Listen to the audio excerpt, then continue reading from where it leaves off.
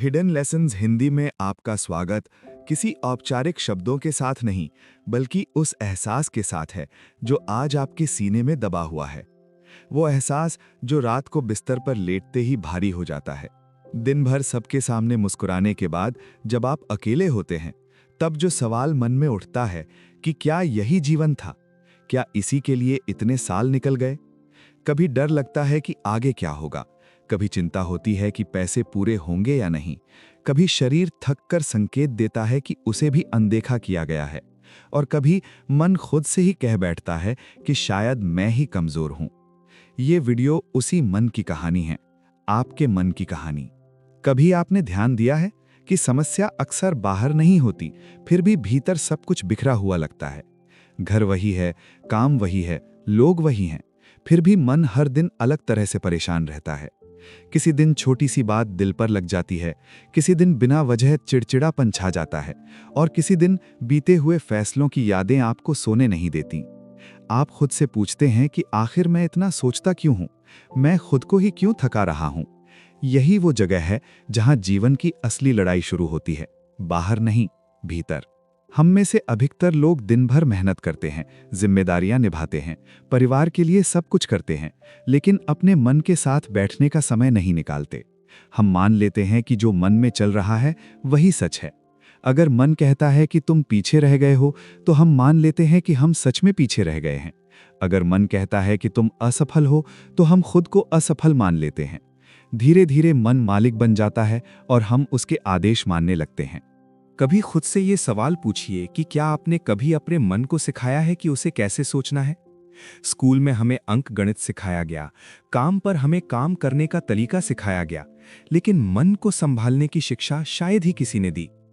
इसी कारण जब जीवन में दबाव बढ़ता है, जब पैसे की तंगी होती है, जब तुलना का जहर चारों ओर फैलता है, तब सबसे पहले मन टूटता है। ये कहानी एक ऐसे व्यक्ति की नहीं है जिसने कभी दर्द न देखा हो।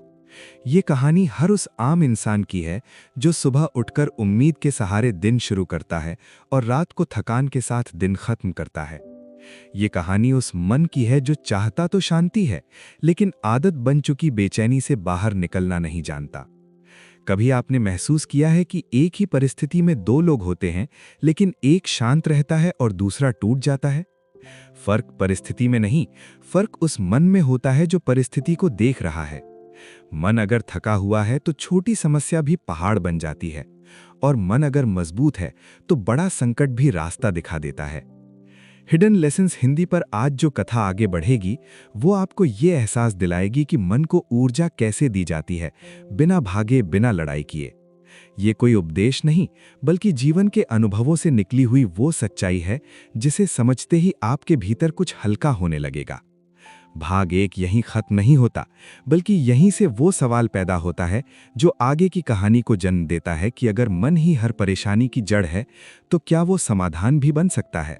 जब आप सुबह उठते हैं और सबसे पहले मन में कल की चिंता आ जाती है, तब असल में कुछ भी नहीं हुआ होता, फिर भी शरीर थक जाता है। जब कोई आपकी अपेक्षा के अनुसार व्यवहार नहीं करता, तब भीतर गुस्सा उठता है, जबकि सामने वाला शायद अपने ही संघर्ष में उलझा होता है। यहीं से समझ आता है कि भावनाएं बाहर से नहीं आती, वे भीतर तैयार होती हैं। एक मध्यम वर्गीय परिवार में पले व्यक्ति को बचपन से सिखाया जाता है कि मेहनत करो, सब ठीक हो जाएगा। लेकिन कोई ये नहीं सिखाता कि जब मेहनत का फल तुरंत न मिले तो मन को कैसे संभालना है। तब मन तुलना करने लगता है, फलां आगे निकल गया, फलां की नौकरी बेहतर है, फलां का जीवन आसान है। धीरे धीरे ये तुलना जलन बन जाती है, और जलन आत्मविश्वास को खा जाती है। मन की सबसे बड़ी चाल यही है कि वो हर अनुभव को व्यक्तिगत बना देता है। कोई बात कह दे तो लगता है कि वो हमें नीचा दिखाने के लिए कही गई है। कोई आगे बढ़ जाए तो लगता है कि हम पीछे रह गए हैं। इस तरह भावनाएं उबलती रहती हैं और हम बिना रुके प्रतिक्रिया देते रहते हैं। बाद में पछतावा होता है कि काश उस समय शांत रहते। जीवन में एक मोड़ तब आता है जब इंसान ये समझने लगता है कि हर भावना पर तुरंत चलना जरूरी नहीं है। जिस दिन आप अपने भीतर उठती लहरों को देखने लगते हैं, उसी दिन से बदलाव शुरू होता है। ये देखने की क्षमता धीरे धीरे आती है। शुरुआत में मन भागता है, पुरानी आदतों की ओर खिंचता है, लेकिन जैसे जैसे आप ठहरना सीखते हैं, वैसे वैसे मन की गति धीमी होने लगती है। एक पिता जो दिन भर काम करके घर लौटता है, अगर मन थका हुआ है तो बच्चों की शरारत भी बोझ लगती है। वही पिता अगर भीतर से शांत है तो वही शरारत मुस्कान बन जाती है। फर्क बच्चों में नहीं, फर्क उस भाव में है जिससे हम उन्हें देख रहे हैं। यही भाव हमारे पूरे जीवन को रंग देता है। इस भाग में यह साफ होता जाता है कि मन को दबाने से नहीं, समझने से ऊर्जा मिलती है। जब आप ये स्वीकार कर लेते हैं कि हर दिन अच्छा नहीं हो सकता, लेकिन हर दिन से कुछ सीखा जा सकता है, तब मन का बोझ हल्का होने लगता है। आप अपने भीतर एक दूरी बनाते हैं जहां से आप अपने विचारों को देख सकते हैं बिना उनसे बह गए। ये दूरी ही वो जगह है जहां असली शक्ति छुपी है। यहां से आप प्रतिक्रिया नहीं, उत्तर देना सीखते हैं। यहां से आप अपने लिए और अपने आसपास के लोगों के लिए दयालु बनते हैं। यहीं से जीवन की कहानी एक नए मोड़ पर पहुंचती है, जहां सवाल ये नहीं रहता कि मन परेशान क्यों है, बल्कि ये बन जाता है कि मन को शांत कैसे रखा जाए। यही जिज्ञासा आपको तीसरे भाग की ओर ले जाती है। अब कहानी सच में उस मोड़ पर आ चुकी है जहां समझ केवल दिमाग में जमा ज्ञान बनकर नहीं रह सकती। उसे आदतों में उतरना है, सांसों में घुलना है और रोजमर्रा के जीवन का हिस्सा बनना है। क्योंकि सच ये है कि जानना आसान होता है, मान लेना थोड़ा कठिन, और जी पाना सबसे कठिन। मन को ऊर्जा देने का अर्थ ये नहीं कि जीवन से दुख, तनाव या परेशानी हमेशा के लिए गायब हो जाएं।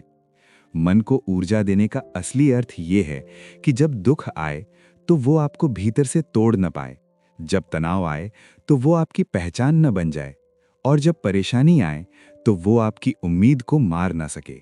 अक्सर हम ये सोचकर खुद को धोखा दे देते हैं कि एक दिन सब ठीक हो जाएगा, एक दिन मन अपने आप शांत हो जाएगा, एक दिन परिस्थितियां बदल जाएंगी। लेकिन सच ये है कि परिस्थितियां कम बदलती हैं, इंसान को बदलना पड़ता है। वही सुबह, वही जिम्मेदारियां, वही काम का दबाव, वही घर की चिंताएं, वही पैसे का हिसाब, वही शरीर की थकान। यही सब कल भी था और शायद कल भी रहेगा। फर्क सिर्फ इतना हो सकता है कि आप इन्हें किस मन से जीते हैं। जब आप अपने दिन की शुरुआत हड़बड़ी में करते हैं, घड़ी देखते हुए, मन ही मन शिकायत करते हुए कि फिर वही दिन, फिर वही दौड़, तब मन को ये संकेत मिलता है कि आज भी लड़ाई है। लेकिन जब आप दिन की शुरुआत थोड़ी शांति के साथ करते हैं, चाहे वो कुछ गहरी सांसों के रूप में हो, या खिड़की से आती रोशनी को एक पल देखने के रूप में, या खुद से ये कहने के रूप में कि आज जो भी होगा मैं उसे संभाल लूंगा, तब मन को पहली बार सुरक्षा का एहसास होता है। मन भी एक बच्चे की तरह है, उसे भरोसा चाहिए, डर नहीं। धीरे धीरे आप ये समझने लगते हैं कि हर किसी की यात्रा अलग है। जो बाहर से बहुत सफल दिखता है, हो सकता है भीतर से खाली हो। जो बाहर से शांत दिखता है, हो सकता है उसने वर्षों तक अपने भीतर युद्ध लड़ा हो। और जो आप हैं, आपकी परिस्थितियां, आपकी सीमाएं, आपकी ताकत, वो किसी और से तुलना के लिए बनी ही नहीं है। जिस दिन ये बात मन में उतर जाती है, उसी दिन तुलना का बोझ अपने आप हल्का होने लगता है। तब किसी और की तरक्की आपको छोटा महसूस नहीं कराती, बल्कि ये याद दिलाती है कि आगे बढ़ना संभव है। मन की एक और पुरानी आदत होती है, हर विचार को सच मान लेना। अगर मन कहता है कि तुम असफल हो, तो हम मान लेते हैं कि हम असफल हैं। अगर मन कहता है कि अब कुछ नहीं बदलेगा, तो हम भविष्य को बंद दरवाजा मान लेते हैं। लेकिन जैसे जैसे अभ्यास बढ़ता है, आप ये देखना शुरू करते हैं कि विचार आते हैं और चले जाते हैं। वे मौसम की तरह हैं, स्थायी नहीं। आज का भारी मन कल हल्का भी हो सकता है। आज की निराशा कल सीख बन सकती है।